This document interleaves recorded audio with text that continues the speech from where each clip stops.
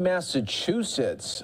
This is as a knife and blood have been found in the basement of a missing Massachusetts woman's home. Prosecutors revealed just a day after her husband was arrested for misleading investigators, according to the Norfolk District Attorney's Office there in Massachusetts. Let's listen right here on Live Now from Fox.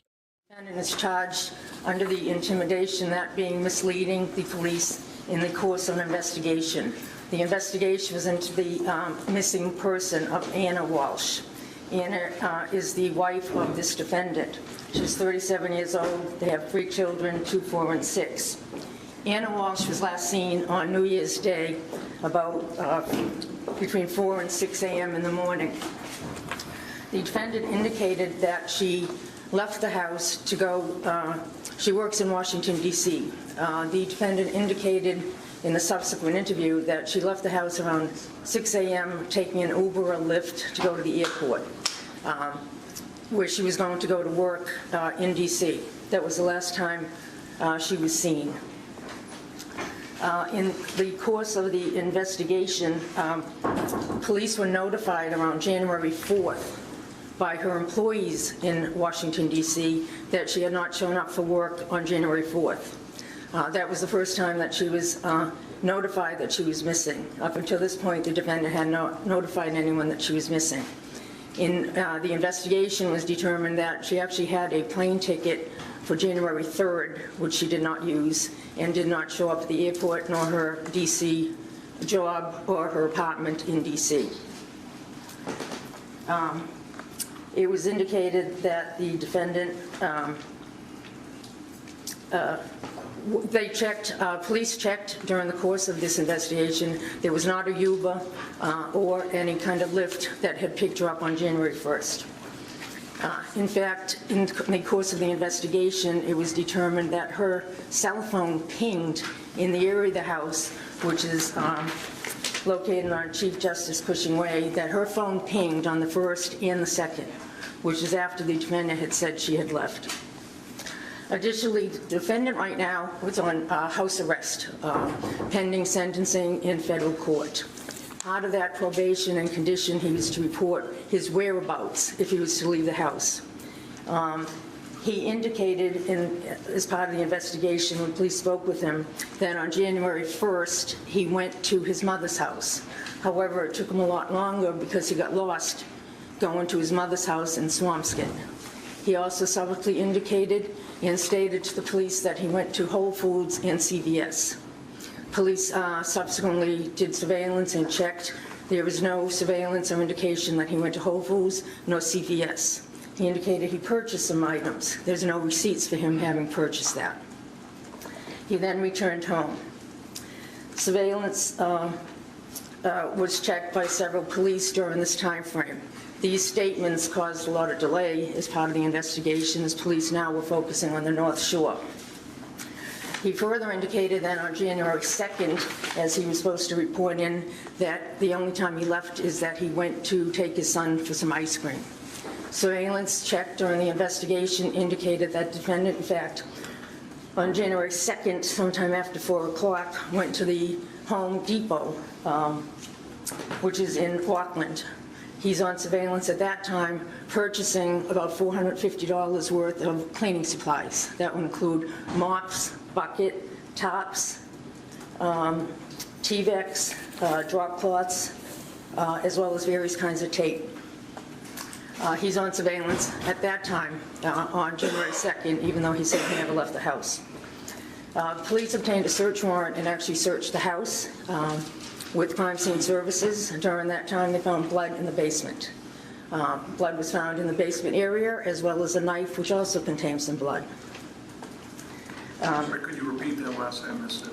Yes, in the basement, crime scene services recovered and found blood in the basement area, in a section of the basement. There was also a knife that was found. On the knife, there was also blood, and part of the knife was damaged. Your Honor, these various statements caused a delay in the investigation, to the point that during the time frame when he didn't report his wife and gave various statements, that allowed him time to either clean up evidence, dispose of evidence, in causing a delay. As of this time, Ana Walshe has not been found.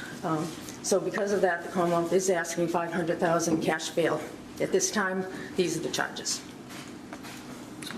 Good morning, Your Honor. Mr. Walsh's wife has been missing since January 1st, and it is true that her employer contacted the police on January 4th. However, that was as a result of Mr. Walshe, Brian Walshe, contacting the employer to say, I haven't heard from my wife.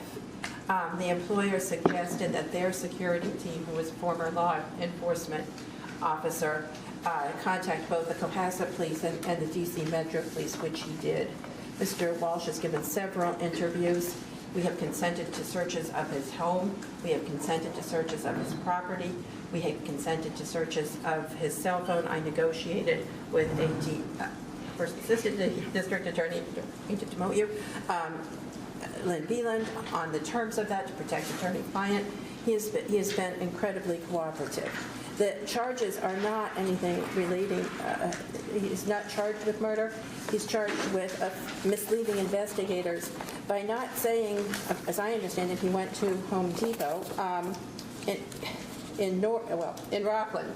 He did say he went to Press in Norwell, and as Your Honor knows, Rockland Home Depot was right next to Norwell.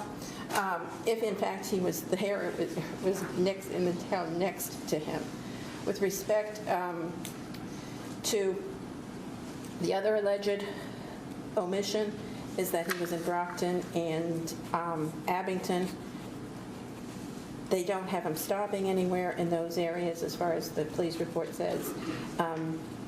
He did say that he took his son out twice on the 2nd. He is on home confinement. He has a bracelet on him. A violation has been noticed of him, so if he leaves here, there's a federal detainer.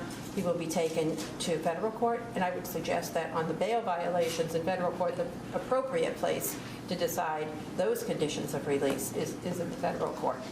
I would ask for low bail or no bail, and to let the federal courts decide this. He's not going anywhere. He hasn't gone anywhere since January 1st. He's been in the house. That's true. He's been in the house with police almost 12 hours a day. I've been at the house with him with police for at least 8 hours a day. Well, not yesterday, but yesterday the police were at his house and he was at my home. But Friday and Saturday I was at his house for at least 8 hours with police officers present. So it's not that he's been there changing evidence or somehow impeding the investigation. The charges are he neglected to mention that he went to Abington and Brockton, and then he neglected to mention that he was at a Home Depot. I suggest on those charges for a regular person, as everybody has to be treated, that would be a no bail situation. With respect to violation of conditions of his federal bail, that is most appropriately dealt with in the federal court. Thank you very much, Your Honor. Bail is set at $500,000 cash, $5 million surety. Can we get a 30-day date, Ms. Minor, please? What date would you like? You tell me any date he would be, we would do this by teleconference from the House of Correction.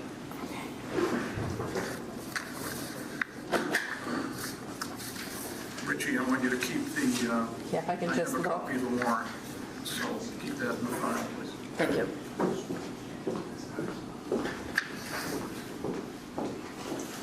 Bail is set at $500,000 cash. You have a right to appeal that bail to Superior Court. If you make this bail and get arrested or charged with any more offense while this case is pending, you could be held up to 90 days without bail. We're going to pick a conference date within 30 days. Yeah. It's Thursday, February. And we'll definitely be keeping an eye on this case right here for you on Live Now from Fox.